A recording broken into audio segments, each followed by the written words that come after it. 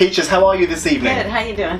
All good. And how are you enjoying your stay in London so far? It's awesome. Awesome, Yeah. always is. Right. So how did you end up becoming involved in this event? Well, I love Bowie. Yeah. That's what it's all about. Yeah. And, you know, growing up in Canada, when were you first introduced to Bowie's music?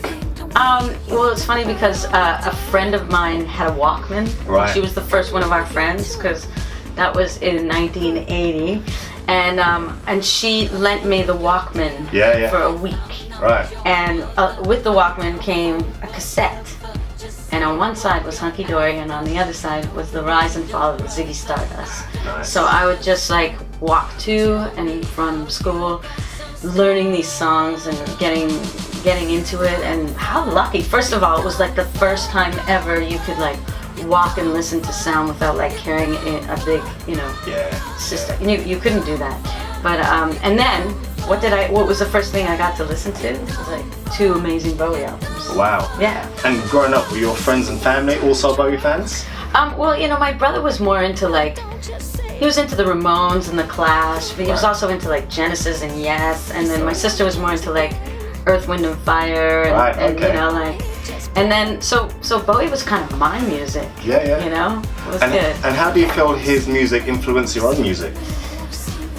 It's funny because I never directly thought of him that way. But if I look back, like, I don't know, I'm wearing like this kind of casual Yamamoto style in my hair. If I didn't tell you that I wasn't influenced, and I'm always wearing the kind of pink makeup, but I just think it was just like embedded in me because I was, so into him. I think musically, we're definitely quite different, and I sometimes, just try in my mind to write Bowie songs, but just for fun, but they don't really, fit into. They don't fit into my personal style of writing, but such an incredible writer, Great. And were you ever lucky enough to see him live? I did. I saw the Serious Moonlight tour in 1983. I'm jealous. Yeah. Sounds awesome. And what was it exactly about Bowie which really, did it for you? Like his music, his style? His music. First off, it was the music, and I didn't even know what he, really looked like. I grew up in an era before MTV, before, you go home and Google it on the internet and everything, you have to really. So, I was hearing songs like Fame and Fashion and Changes and, and then I heard those 2 albums personally, those were on the radio. And they definitely all stood out, They were not your typical rock songs, and they also didn't have that kind of like machismo that I loved rock music, but it was always like I was singing along with lyrics that I was like, why am I singing along with this? Yeah. And then Bowie had this more sort of like androgynous take on it, and also like this truly like poetic, rebellious nature, on so many songs that was just like, it made you feel cool, and that's what you wanted, when you're 14 and even now, you want to feel cool when you listen to music. Yourself as an artist, you're known for your amazing visuals in your performance and visual effects and stuff. Would you say that, again, is a heavy Bowie influence? It's hard, I'm sure people are like, yes. It's hard to say, but it's more like when I look back, I go like, whoa, he really, he did everything, and he evolved and changed. What I respect about him so much is that he was always like just killing off his characters. And, I'm just like riffing on the, same sort of development of it and the evolution, but he just like right done with that, Amazing. It's just like such a great testament of his like not wanting to be complacent or comfortable in what he's doing.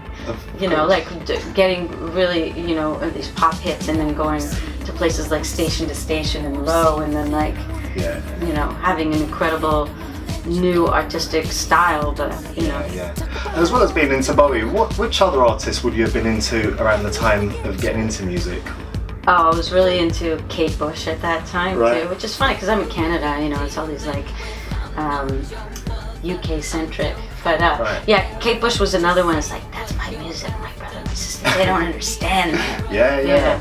Stuff like that. And Lou Reed, you know, and the Iggy Pop. So all of those. Yeah. And how does that compare with? And then Prince came in. Oh, Prince, and of course Prince. But how does that compare with the general music scene in Canada when you were growing up? So you obviously had music that you were into. What was the music scene generally like in Canada when you were growing up? I think the music scene, like not the scene, but I think we had access to pretty eclectic music for North America. Yeah. Because we had the UK influence and the American influence. Where in America they just like crushed that UK influence, like not American.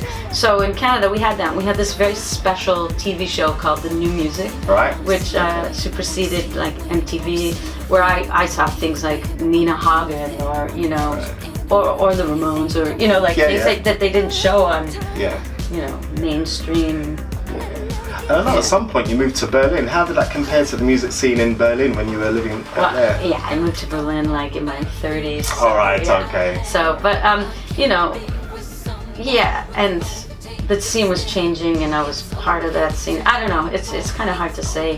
When I moved to Berlin, I started to get attention from New York and London. So it started to just like evolve and shift and change. And I want to kind of touch on that subject of changing. I mean, what do you think in your experience over the years are the main changes in music from the music scene when you were just getting into music to now in terms of technology, accessibility? Oh yeah, no, I mean, there's an incredible change. You know, when I started, I worked on one machine and had no access to a computer. Right. You know, I was recording on ADAT tape, which is like videotape, and doing mix downs on like portable DATs. You know, things like that. So it's quite an evolution to like learning how to use different, you know, interface and different computer programs. You know, and listening to on speakers in different ways too. You know, it's like,